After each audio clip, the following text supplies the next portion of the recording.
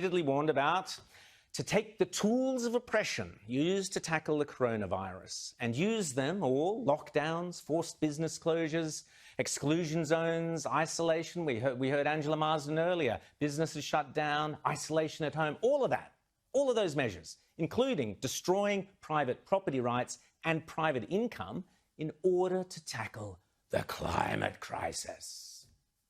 Now is the historical moment, the time, not only to fight severe virus, but to shape the system. We have a unique but rapidly shrinking window of opportunity to learn lessons and reset ourselves on a more sustainable path.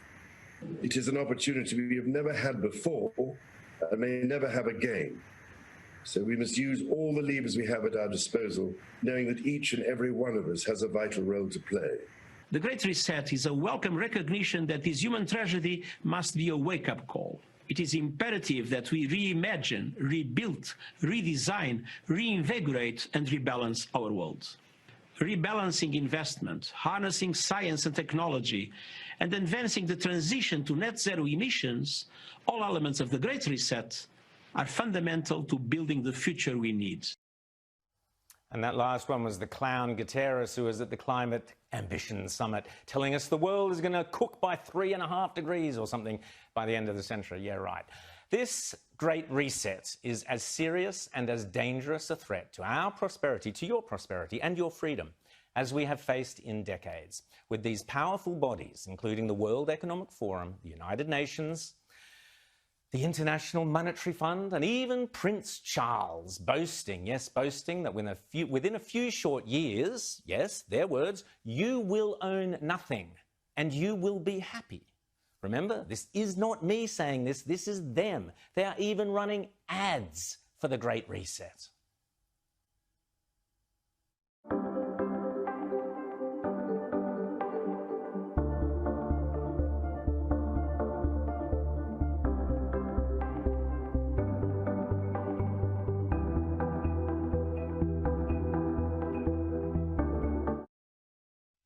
A handful of countries will dominate. I wonder which ones they might be. A terrifying coalition of big business, big tech, and left-wing totalitarians are so confident and so brazen. I mean, they just stole the US election, so I guess they're feeling pretty chuffed with themselves, that they are now promising you will own nothing and you will be happy. What they should have added is, and we, the very rich, will own everything and be even happier. Of course they will.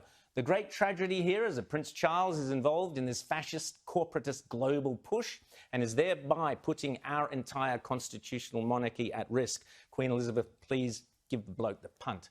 It is critical, and I urge you to write to your MPs over the holidays to insist that no Australian public servant or member of parliament, no individual on the Australian public purse attends the World Economic Forum in Lucerne in May, which is where this obscenity is scheduled to begin. Please write to your MPs and tell them.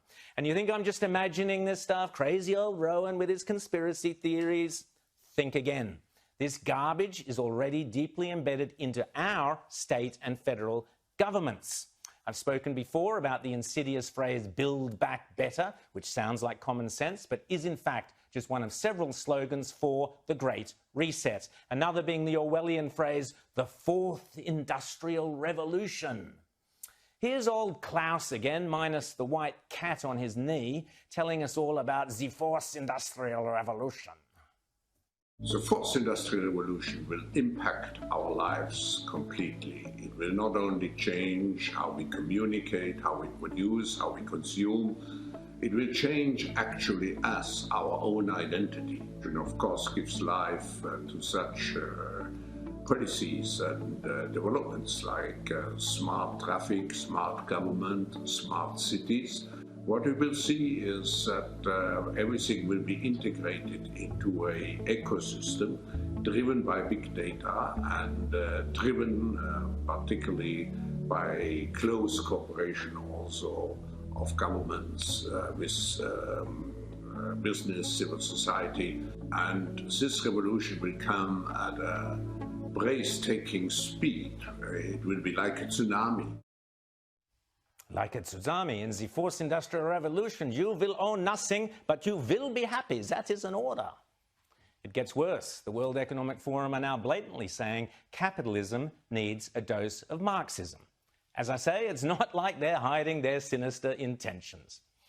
Indeed, I was horrified when an outsider fan last week sent me this document from the Australian government. Quote, "Preparing for the future, Industry 4.0 test labs in Australia, a strategic initiative of the Prime Minister's Industry 4.0 Task Force. Section 1, Significance of the Fourth Industrial Revolution." Unbelievable. So, may I respectfully remind the Prime Minister there is nothing in the Great Reset that is in Australia's national interest. Australians did not vote for a dose of Marxism in our capitalism. Speaking of Marxists, on this show this year, we also brought Dan Andrews' insidious Belt and Road dealings with Communist China to national attention thanks to my exclusive interview with US Secretary of State Mike Pompeo, which led, as I predicted last week, to the passing of the government's Foreign Relations Bill. Again, congratulations to the Prime Minister and the government for that one important piece of legislation. If the Prime Minister is true to his words and only listens and answers to the quiet Australians who elected him, then he can comfortably look forward to re-election, possibly even next year. But if he is seduced by the siren voices of the virtue signalers of the international forums, of the global warming alarmists and their doomsday predictions of the greedy renewable investors within his own party, who fraudulently claim that they are saving the planet when all they are doing is enriching themselves at the expense of the poorest among us. Indeed, if he puts the interests of the elites over the basic everyday interests of the average Aussie, it will not end well. But I am an optimist, and I believe Mr. Morrison understands that Australia rejects the reset. It's at the end what the fourth industrial revolution will lead to is a fusion of our physical, our digital, and our biological identities. No, mate, not in Australia it won't. Rack off, Klaus.